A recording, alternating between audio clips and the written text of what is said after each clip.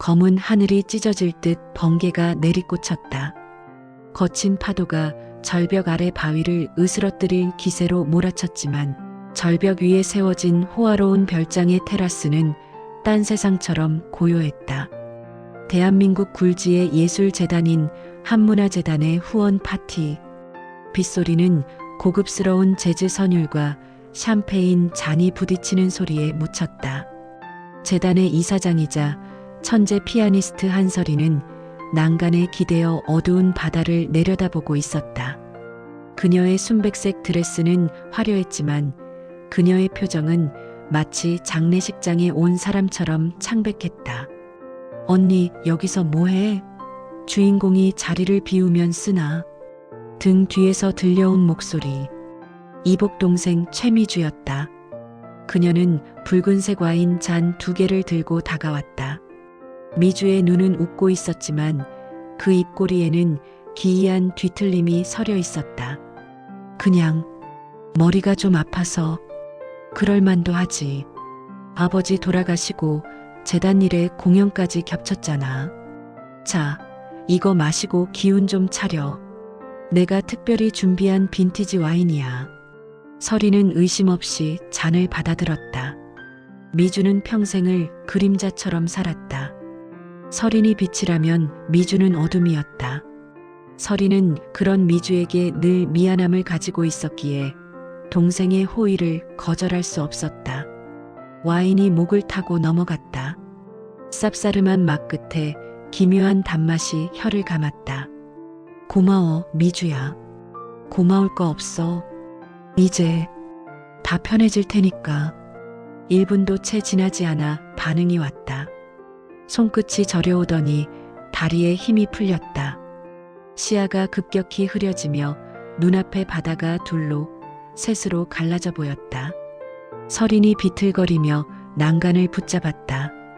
미주야, 술이 좀 이상해. 이상한 게 아니야, 언니. 이제야 제대로 돌아가는 거지. 미주가 설인에게 바짝 다가섰다. 그녀의 향수 냄새가 비릿한 바다 냄새와 섞여 역하게 느껴졌다. 언니는 너무 많이 가졌어. 아버지의 사랑, 대중의 환호, 그리고 민준 오빠까지. 언니가 존재하는 한 나는 영원히 한설인의 동생일 뿐이야. 하지만 언니가 사라지면 사람들은 비극을 사랑해. 요절한 천재, 얼마나 아름다운 타이틀이야. 너, 지금 무슨... 설이는 몸을 일으키려 했지만 근육이 마비된 듯 말을 듣지 않았다. 잘 가, 언니. 차가울 거야. 하지만 걱정 마. 재단은 내가 아주 잘 꾸려나갈 테니까.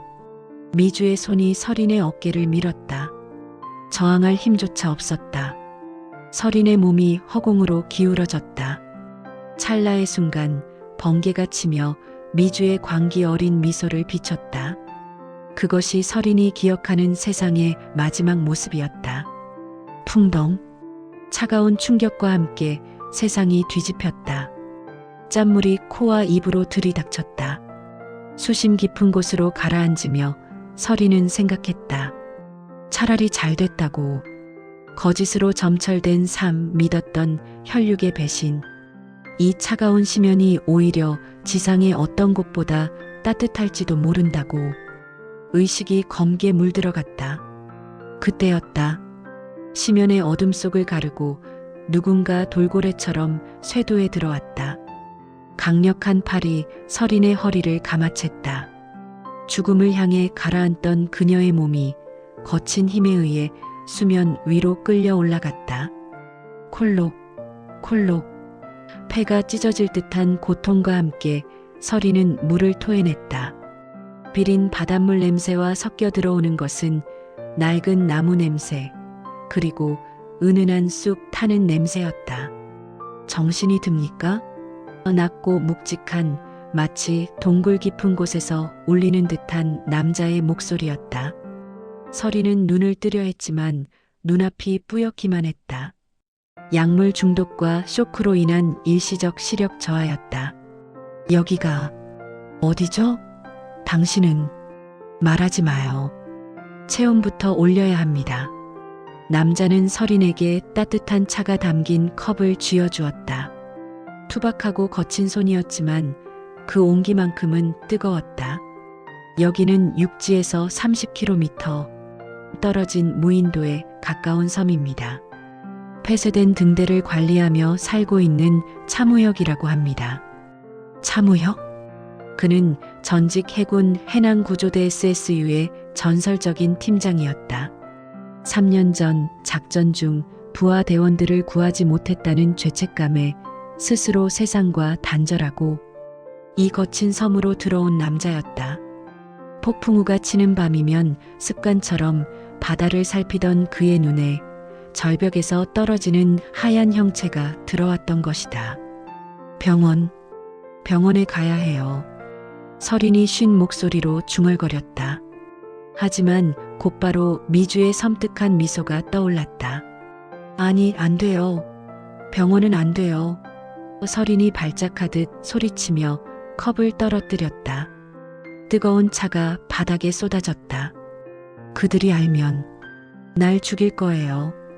제발 경찰에도 알리지 마세요. 부탁이에요. 공포에 질려 파랗게 질린 여자의 얼굴. 무역은 그 얼굴에서 3년 전 차가운 바닷속에서 죽어가던 동료의 눈빛을 보았다. 살려주세요라고 말하지 않아도 들리는 절규. 이번만큼은 외면할 수 없었다. 알겠습니다. 당신이 원할 때까지 이곳에 당신은 없는 겁니다. 그날부터 기묘한 은신 생활이 시작되었다. 무역의 거처는 낡았지만 필요한 것은 다 있었다. 그는 묵묵히 서린을 돌봤다. 직접 잡은 생선으로 살을 발라 죽을 끓였고 절벽에서 캔 약초를 지식여 서린의 찢어진 발목에 발라주었다. 서린은 앞이 보이지 않는 공포 속에서도 무역의 발자국 소리에 의지에 안정을 찾아갔다. 그의 발소리는 규칙적이고 단단했다. 그가 곁에 있으면 거친 파도 소리도 자장가처럼 들렸다. 일주일이 지나자 시력이 서서히 돌아왔다. 흐릿하게 보이던 무역의 윤곽이 뚜렷해졌다. 짧게 깎은 머리, 그을린 피부, 오른쪽 눈썹 위를 가로지르는 흉터. 무뚝뚝해 보이지만 깊은 눈동자를 가진 남자였다. 왜 저를 돕는 거죠? 저는 낯선 사람이고 위험할 수도 있잖아요. 서린의 질문에 무역은 그물을 손질하던 손을 멈추지 않고 대답했다. 바다에서 건진 생명은 다시 바다로 돌려보내지 않는 법입니다. 그게 제 방식입니다. 섬 생활은 서린에게 전혀 다른 종류의 삶을 가르쳐 주었다. 그녀의 손은 피아노 건반 대신 장작을 날랐고 악보를 보는 대신 밤하늘의 별자리를 읽었다. 하지만 마음 한구석, 음악에 대한 갈증은 사라지지 않았다. 어느 날 밤 거대한 태풍이 섬을 강타했다. 오두막이 통째로 날아갈 듯 덜컹거렸고 빗줄기가 창문을 깨부술 듯 때렸다. 서린은 구석에 웅크리고 앉아 귀를 막았다. 그날 밤의 기억, 절벽에서 떨어지던 공포가 되살아났다. 그때 무역이 오두막 구석에 덮여있던 낡은 천을 걷어냈다. 먼지 쌓인 업라이트 피아노였다. 등대 전 주인이 남기고 간 조율도 제대로 되지 않은 고물이었다. 소리가 무서우면 더 큰 소리로 덮으면 됩니다. 무역이 툭 던지듯 말했다. 서린은 홀린 듯 피아노 앞으로 다가갔다. 건반 위에 손을 올렸다. 손끝이 떨렸다. 내가 다시 칠 수 있을까? 나를 죽이려던 그 손가락으로 첫음을 눌렀다. 퉁 둔탁한 소리 하지만 그 진동이 손끝을 타고 심장까지 전해졌다. 서린의 손가락이 움직이기 시작했다. 처음에는 느리게, 점차 격정적으로. 공명은 쇼팽의 혁명. 조율되지 않은 피아노 소리는 폭풍우 소리와 뒤섞여 기괴하면서도 처절한 아름다움을 만들어냈다. 건반을 두드리는 서린의 얼굴은 눈물범벅이 되었다. 배신의 아픔, 죽음의 공포, 그리고 살아남았다는 안도감이 폭발하듯 터져나왔다. 연주가 끝났을 때 서리는 건반 위에 엎드려 오열했다. 무역은 다가와 그녀의 어깨에 두툼한 담요를 덮어주었다. 그리고 투박한 손으로 그녀의 머리를 조심스럽게 쓰다듬었다. 살아있어서 다행입니다. 당신의 연주를 들을 수 있어서. 그 밤 두 사람은 서로의 상처를 공유했다. 무역은 자신이 구하지 못한 대원들의 이야기를, 서리는 자신을 질투했던 동생과 비정한 가족사를 털어놓았다. 폭풍 우치는 고립된 섬, 두 개의 상처 입은 영혼이 서로를 껴안으며 치유의 싹을 틔우고 있었다. 평화는 오래가지 않았다. 보름 뒤 무역이 마을에 생필품을 구하러 나갔다가 급히 돌아왔다. 그의 표정이 굳어 있었다. 놈들이 왔습니다. 네. 항구에 낯선 남자들이 나타났습니다. 검은 양복, 낚시꾼으로 위장했지만 몸짓은 훈련받은 자들이에요. 당신 사진을 들고 탐문하고 있었습니다. 미주가 보낸 해결사들이었다. 시신을 찾지 못하자 혹시 모를 후환을 없애기 위해 확인 사살팀을 보낸 것이다. 서린 씨, 등대 지하 창고로 가요. 내가 부를 때까지 절대 나오면 안 됩니다. 무역 씨는요? 그들은 위험해요. 이 섬은 내 안방입니다. 놈들은 길 잃은 쥐 새끼들에 불과해요. 무역은 서린을 숨기고 낡은 사냥용 칼과 밧줄을 챙겨 숲으로 사라졌다. 밤이 되자 빗속에서 사냥이 시작되었다. 해결사들은 무전기를 들고 등대 쪽으로 포위망을 좁혀왔다. 목표물 발견하면 즉시 처리해. 시체는 바다에 던져서 사고사로 위장한다. 하지만 그들은 상대를 잘못 골랐다. 무역은 어둠 그 자체였다. 으악! 비명소리가 숲을 울렸다. 무역은 함정을 이용해 한 명씩 무력화시켰다. 나무 위에서 덮치고 진흙 구덩이로 유인했다. 하지만 놈들의 리더인 흉터는 만만치 않았다. 그는 무역의 움직임을 읽고 등대 입구에서 매복하고 있었다. 거기 숨어 있었나, 쥐새끼. 흉터가 휘두른 칼이 무역의 팔을 스치고 지나갔다. 붉은 피가 빗물에 씻겨 내려갔다. 격렬한 육탄전이 벌어졌다. 무역은 부상당한 팔을 개의치 않고 흉터의 명치를 가격한 뒤 업어치기로 바닥에 꽂아버렸다. 누가 보냈지? 말해. 무역의 서슬 퍼런 기세에 제압당한 흉터가 헐떡이며 불었다. 최미주 이사장. 시신이 없으면 끝까지 찾아서 죽이라고. 상황이 종료되고 무역이 지하 창고 문을 열었을 때 서리는 쇠파이프를 든 채 벌벌 떨고 있었다. 피투성이가 된 무역을 보자 그녀는 쇠파이프를 떨어뜨리고 그에게 달려가 안겼다. 무역 씨, 피가 괜찮아요. 긁힌 겁니다. 이제 안전해요. 서리는 무역의 상처를 치료하며 결심했다. 더 이상 숨어 있을 수는 없었다. 이 남자가 나 때문에 다치는 것을 볼 수 없었다. 그리고 자신이 죽은 줄 알고 승리의 샴페인을 터뜨리고 있을 그들에게 지옥을 보여줘야 했다. 돌아가겠어요. 서울로. 서린의 눈빛이 달라져 있었다. 시면을 건너온 자만이 가질 수 있는 서늘하고 단단한 눈빛이었다. 도와주세요, 무역 씨. 내 것을 되찾을 수 있게. 끝까지 함께 하겠습니다. 서울로 잠입하는 과정은 첩보 작전을 방불케 했다. 무역은 과거의 인맥을 동원해 안전한 루트를 확보했고 서리는 자신의 유일한 아군인 박정무 비서에게 비밀리에 연락을 취했다. 세상에, 회장님, 정말 살아계셨군요. 접선 장소인 낡은 창고에서 박 비서는 서린을 보자마자 오열했다. 박 비서, 올 시간 없어. 상황 보고해. 네. 다음 주 화요일 세종문화회관에서 한서린 추모음악회 겸 최미주 이사장 취임식이 열립니다.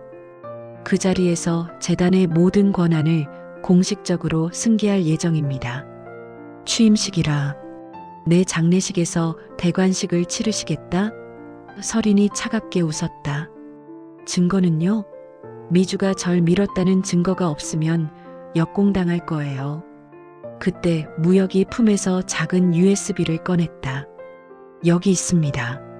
섬에 왔던 해결사 놈들이 자백한 영상, 그리고 박 비서님이 복구해준 별장 CCTV 영상의 일부입니다. 결정적인 순간 미주의 손이 당신을 미는 장면이 프레임 단위로 잡혔더군요. 모든 준비는 끝났다.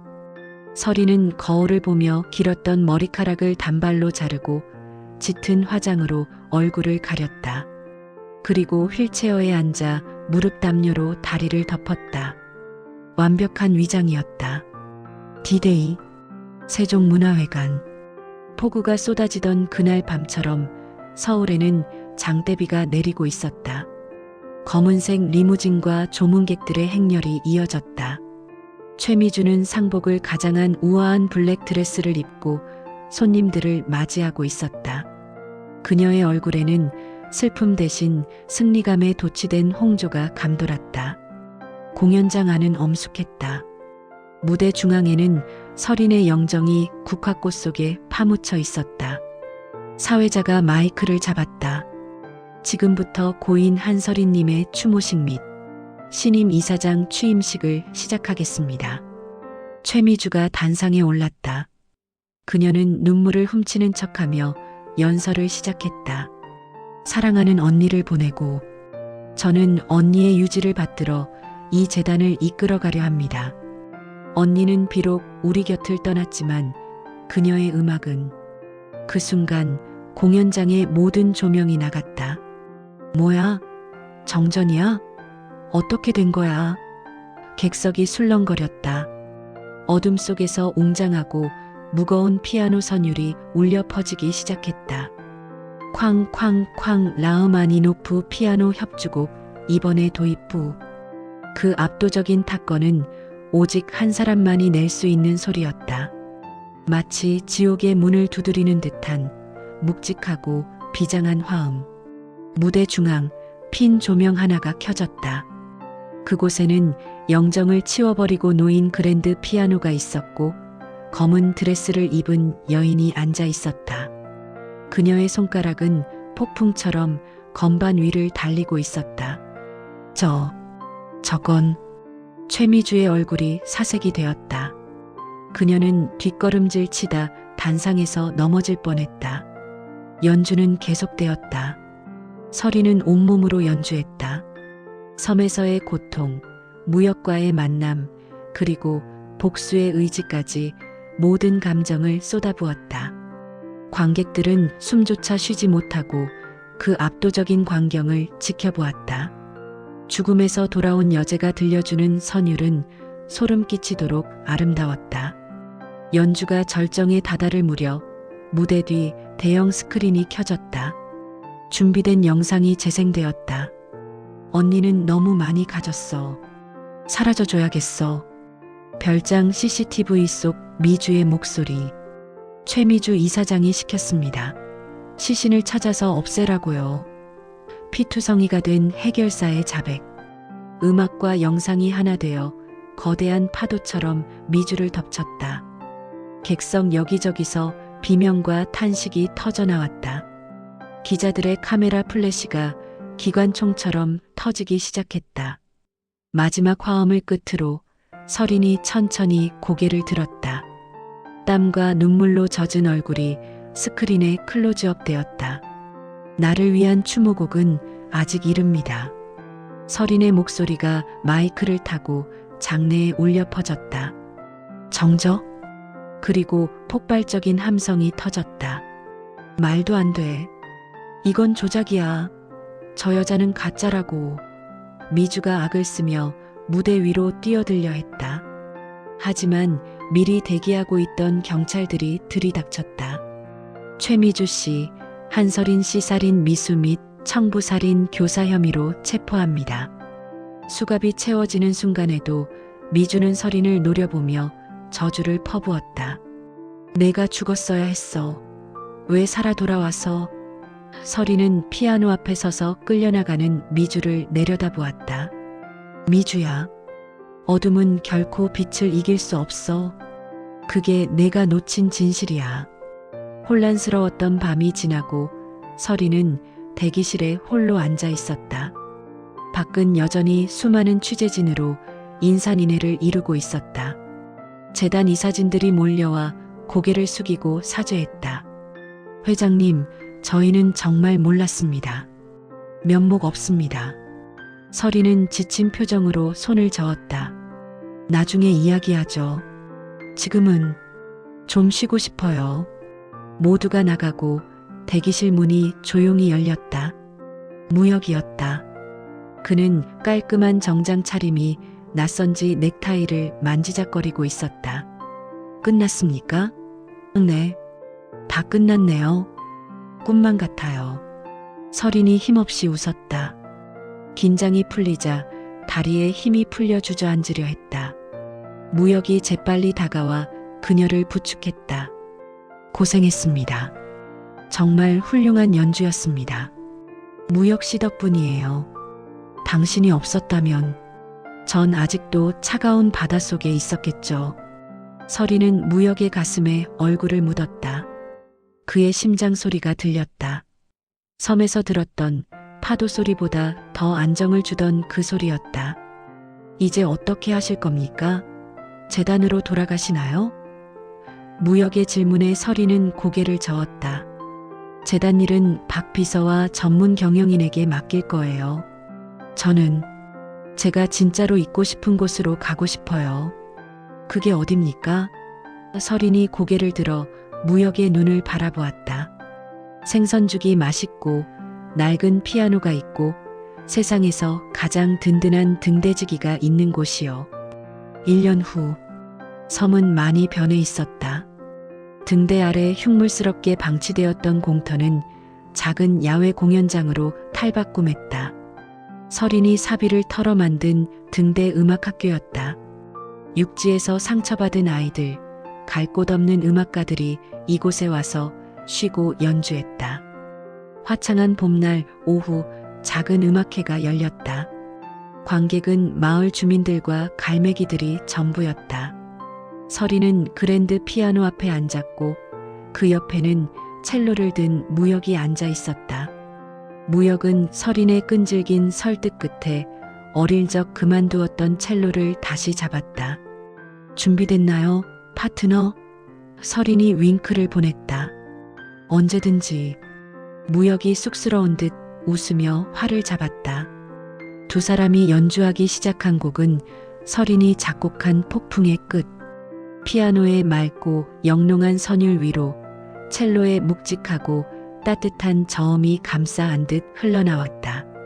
그것은 서로가 서로를 어떻게 구원했는지 보여주는 대화이자 사랑의 고백이었다. 연주하는 서린의 얼굴은 그 어느 화려한 무대 위에서보다 빛나고 있었다. 저 멀리 수평선 위로 붉은 노을이 깔리고 있었다. 한때는 죽음의 낭떠러지였던 그 바다가 이제는 황금빛으로 물들어 두 사람을 축복하고 있었다. 폭풍은 지나갔다. 심연을 건너온 두 사람은 이제 압니다. 가장 깊은 어둠을 지나야만 가장 찬란한 빛을 만날 수 있다는 것을. 등대에 불빛이 켜지며 회전하기 시작했다. 그 빛은 바다를 비추고 두 사람의 앞날을 비추며 영원히 꺼지지 않을 것이다. 오늘 이야기는 어떠셨나요? 마음에 울림이 있으셨다면 구독과 좋아요를 눌러주세요. 더욱 감동적인 사연으로 찾아뵙겠습니다.